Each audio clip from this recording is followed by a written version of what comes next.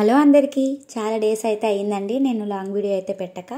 ఈరోజు అయితే నా ఈవినింగ్ టు నైట్ రొటీన్ని మీతో షేర్ చేసుకోబోతున్నాను.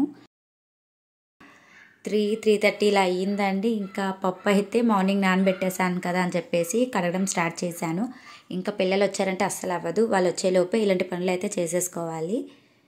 అందులో ఈ తొక్క పప్పు నానబెట్టిన రోజు అయితే కడిగినప్పటికే సగం టైం పడుతుంది నాకైతే. మా అమ్మ అలానే మా అత్తయ్య వాళ్ళైతే చాలా ఈజీగా పొట్టు అయితే తీసేస్తారు. నాకు మాత్రం టైం పట్టేస్తుందండి, అదేంటో మరి. ఫస్ట్ అయితే మనం నానబెడతాం కదా, ఆ వాటర్తోనే బాగా కడిగేస్తాను. ఎక్కువ వాటర్ అయితే వేస్ట్ చేయనండి. తర్వాత నార్మల్ వాటర్తో మళ్ళీ కడుగుతాను అనమాట. నేను ఇక్కడ గారెల కోసం అలానే దోశల కోసం అయితే నానబెట్టాను పప్పు. ఒక గ్లాసు పప్పుకి 2 గ్లాసుల వరకు బియ్యాన్ని నానబెట్టాను. ఆ బియ్యంలో కొంచెం మెంతులు అలానే శనగపప్పు అయితే వేసానండి. చూసారా, పప్పు నీట్గా కడిగేశాను. నేనైతే ఎక్కువగా మార్నింగ్ టైంలో పప్పు నానబెట్టేసి ఆఫ్టర్నూన్ టైంలో కడిగేసి గ్రైండ్ చేసి పక్కన పెట్టుకుంటానండి. నైట్ టైం మాత్రం ఇలాంటి పనులు అస్సలు పెట్టుకోను, ఎందుకంటే చాలా టైం పట్టేస్తుంది. పప్పు కడిగి గ్రైండ్ చేయాలి, అవన్నీ వెజల్స్ క్లీన్ చేయాలి అని. అందుకనే ఆఫ్టర్నూన్ టైంలో ఖాళీగా ఉంటాను కదా అని చెప్పేసి ఇలాంటి పనులు అయితే చేసుకుంటూ ఉంటాను. పప్పు తక్కువ కాబట్టి మిక్సీ జార్లో అయితే వేసేసానండి. లేదు అంటే 3-4 డేస్కి సరిపడా ఇడ్లీ రుబ్బు అలానే దోశ రుబ్బు ఒకేసారి నానబెట్టేసి గ్రైండ్ చేసుకుంటూ ఉంటాను గ్రైండర్లో. కాకపోతే ఈరోజు తక్కువ అని చెప్పేసి మిక్సీ జార్లో అయితే వేసేసాను. కానీ గారెలు మిక్సీ జార్ కంటే గ్రైండర్లోనే బాగా వస్తాయండి. కానీ కొంచెం పప్పుకి గ్రైండర్లో ఏం వేస్తామని చెప్పేసి మిక్సీ జార్లో అయితే వేసేసాను ఈ రోజుకైతే. ఇంకా గారెలకి అలానే దోశకైతే రుబ్బేసి పక్కన పెట్టేసుకున్నాను. నెక్స్ట్ వచ్చేసి వెంటనే వెజల్స్ అయితే క్లీన్ చేసేస్తానండి. సింక్లో వెజల్స్ ఉంటే నాకు అస్సలు నచ్చదు, ఎప్పుడు వెజల్స్ అప్పుడే క్లీన్ చేసేసుకుంటాను. అలానే నైట్ టైంలో కూడా అండి వెజల్స్ నైటే క్లీన్ చేస్తాను, మార్నింగ్కి అస్సలు పెట్టుకోనండి. మళ్ళీ మార్నింగ్కి కనుక వెజల్స్ సింక్లో కనిపించి మళ్ళీ అవి క్లీన్ చేయాలి, వంట చేయాలంటే నాకు అస్సలు నచ్చదనమాట. అందుకనే లేట్ అయినా సరే నైట్ వెజల్స్ నైటే క్లీన్ చేసుకుంటూ ఉంటాను నేనైతే. ఈ తొక్క అనేది సింక్లో పడింది అనుకోండి, సింక్ అయితే మళ్ళీ బ్లాక్ అయిపోతుంది. అందుకని చెప్పేసి లాస్ట్కి ఈ తొక్క అంతా తీసేసి కవర్లో చుట్టేసి డస్ట్బిన్లో అయితే పడేస్తూ ఉంటాను. అలానే అండి, సింక్ అయితే చాలా నీట్గా ఉంచుకోవాలి. మనం తినే ప్లేట్స్ సింక్లో కడుగుతూ ఉంటాం కదా, మనం ప్లేట్స్ని ఎంత నీట్గా ఉంచుకుంటామో సింక్ని కూడా అంతే నీట్గా ఉంచుకోవాలి. మనం సింక్ దగ్గర నీట్గా ఉంచుకుంటేనే దోమలు కానీ లేదు అంటే బొద్దింకలు లాంటివి రావు. ఆ పని అంతా అయిపోయిన తర్వాత ఒక టిప్ని అయితే మీతో షేర్ చేసుకోబోతున్నాను. మా వారు నిన్నే మార్కెట్ నుంచి నిమ్మకాయలు అయితే తెచ్చారండి. మనం ఈ నిమ్మకాయలని డైరెక్ట్గా కవర్లో పెట్టి ఫ్రిడ్జ్లో పెట్టామనుకోండి, ఒక 3 డేస్ వరకు బాగానే ఉంటాయి, తర్వాత వాడిపోయినట్లు అయిపోతాయి.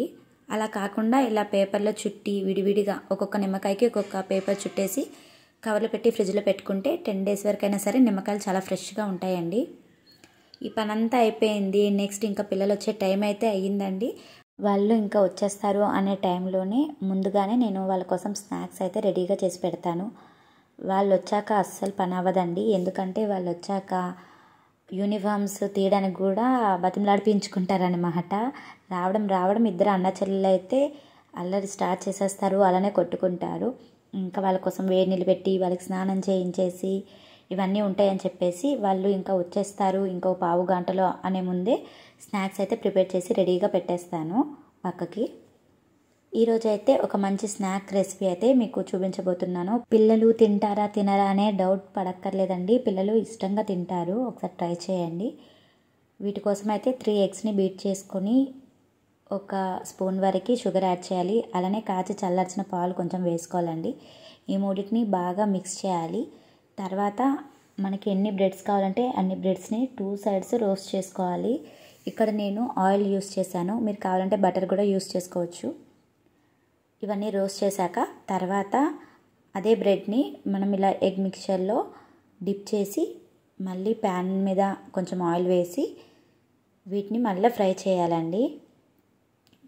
రెండింటిని లైట్గా డీప్ ఫ్రై చేస్తే పచ్చివాసన అనేది ఉండదు. చాలా టేస్టీగా ఉంటుందండి, సేమ్ ప్యాన్ కేక్లా ఉంటుంది. ఒకసారి ట్రై చేయండి, మీకు నచ్చిందా నచ్చలేదా అనేది మర్చిపోకుండా కామెంట్ చేయండి. మా పిల్లలు అయితే చాలా ఇష్టంగా తింటున్నారు. నేను ఇది కూడా యూట్యూబ్లోనే చూసి ట్రై చేశానండి. ఫస్ట్ చేశాను, తింటారా తినరా అనుకున్నాను, వాళ్ళు ఇష్టంగానే తిన్నారు. ఇంకా స్నాక్స్ అయితే చేసి పక్కన పెట్టేశాను. నెక్స్ట్ వచ్చేసి ఇల్లంతా ఒకసారి తుడిచేసుకోవాలి ముందే. నేనైతే రోజు వారిలో ఒక 3 టైమ్స్ అయినా సరే ఇల్లు తుడుస్తానండి. మార్నింగ్ పిల్లలు వెళ్ళిపోయిన తర్వాత, అలానే నెక్స్ట్ ఈవినింగ్, అలానే నైట్ పడుకునే ముందు. నైట్ తుడకూడదు అంటారు, కానీ ఆ తుడిచిన చెత్త బయట అయితే వేయనండి, ఒక మూల పెట్టేస్తాను. కానీ నైట్ పిల్లలు తిని ఎంగిలి అటు ఇటు పడేస్తూ ఉంటారు కాబట్టి నైట్ కూడా ఒకసారి పడుకునే ముందు ఇల్లు అయితే తుడుస్తాను. ఇంకా ఫైనల్గా వాళ్ళు వచ్చే ముందు ఇల్లు అయితే ఇలా నీట్గా సర్ది పెట్టుకున్నాను. అలానే ఆరిన బట్టలన్నీ తీసేసి మడత పెట్టేసి వాటి ప్లేస్లో అవి పెట్టేస్తాను.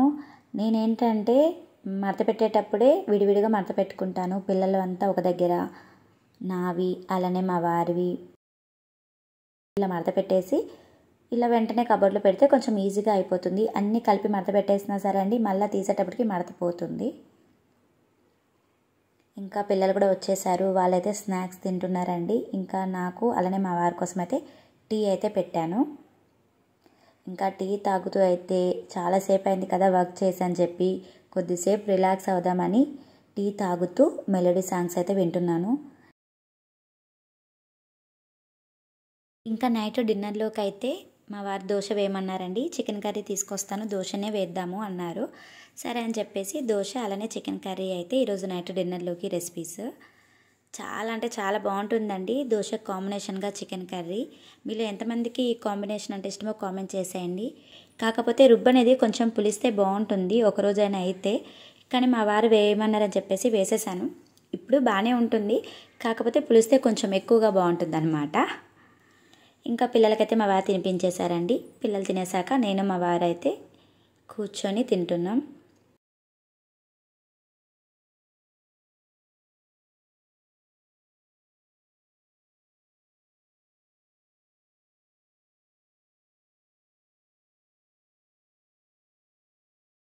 తినేసాక వెజల్స్ అన్నీ క్లీన్ చేసేసి పడుకునే ముందు తలకి ఆయిల్ అయితే అప్లై చేస్తున్నాను. నేను 1 ఇయర్ కానించి ఈ ఆయిల్ అయితే యూస్ చేస్తున్నానండి. నేను ఇలానే జుట్టు ఉండేది, ఇప్పుడు 9 మంత్స్ అవుతుంది, గుండె అయితే చేపించుకున్నాను. ముందు ఏంటంటే హెయిర్ ఫాల్ ఎక్కువగా ఉండేదండి. హెయిర్ ఫాల్ ఎక్కువగా ఉంటుందని చెప్పి యూట్యూబ్లోనే సెర్చ్ చేస్తే ఈ టిప్ అయితే కనిపించింది. ఒకసారి ట్రై చేద్దామా అని చెప్పి నేను కూడా ట్రై చేశాను. నాకైతే బాగా యూజ్ అయింది. హెయిర్ గ్రోత్ మరీ ఎక్కువగా లేదు, కాకపోతే హెయిర్ ఫాల్ అనేది బాగానే కంట్రోల్ అయింది. మీరు హెయిర్ లెంత్ బట్టి మీరు ఆయిల్ అయితే తీసుకోండి. నాకైతే కొంచెమే అని చెప్పేసి ఆయిల్ కొంచెమే తీసుకున్నాను. కొంచెం ఆయిల్ హీట్ అయిన తర్వాత, గోరువెచ్చగా అయిన తర్వాత విటమిన్ ఈ క్యాప్సూల్ అయితే వేసేసి మనం తలకి పట్టించాలి. నెక్స్ట్ డే హెడ్ బాత్ చేస్తామంటే ముందు రోజు రాసుకోవాలండి. ఇలా వీక్లీ 3 టైమ్స్ చేయండి, మంచి రిజల్ట్ ఉంటుంది. ముందు ఏంటంటే చిక్కు లేకుండా నీట్గా దువ్వుకొని తర్వాత ఈ ఆయిల్ అయితే అప్లై చేయండి. మీకు కనుక ఈ టిప్ అలానే నా వీడియో నచ్చితే ఒక లైక్ చేయండి. Thank you for watching.